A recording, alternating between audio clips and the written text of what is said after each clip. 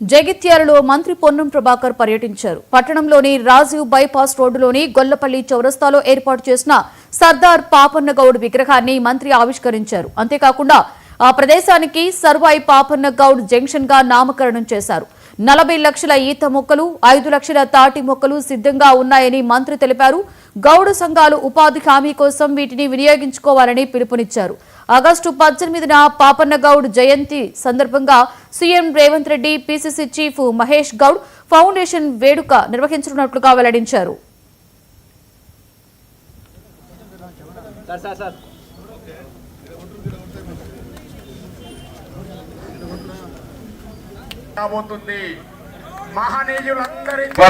Sarvai Papanna junction గా తీసుకొని పిలిచే విధంగా నామకరణం మనమే చేస్తా ఉన్నాం. దీని అందరు ఇప్పటి నుండి సర్వాయి పాపన్న జంక్షన్ గా చేయాల్సిందే ఈ సందర్భంగా కోరుతా ఉన్నాను.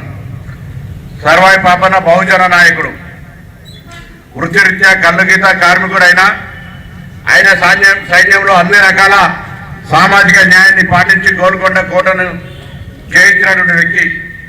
ఈ రోజు కూడా సామాజిక న్యాయాన్ని పాటిస్తూ భవిష్యత్తు లోపల అధికారం వైపు బహుజనులంతా పోవాలనడానికి ఆయన విగ్రహం మనందరికీ స్ఫూర్తినిస్తుందని ఆకాంక్షిస్తా ఉన్నాను. 40 లక్షల ఈత మొక్కలు, 5 లక్షల తాటి మొక్కలు రెడీగా ఉన్నాయి.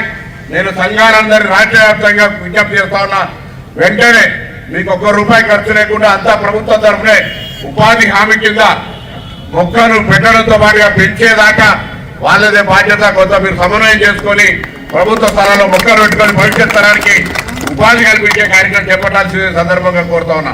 18వ తేదీ సర్దార్ సర్వాయి పాపన్న గారి జయంతి. ఆ రోజు గౌరవ ముఖ్యమంత్రి గారి చేతుల మీదుగా, మన పిసిసి అధ్యక్షుడు మహేష్ కుమార్ గారి చేతుల మీదుగా, మిగతా పెద్దలందరి చేతుల మీదుగా మొన్ననే స్థలాన్ని ఫైనల్ చేసినాం.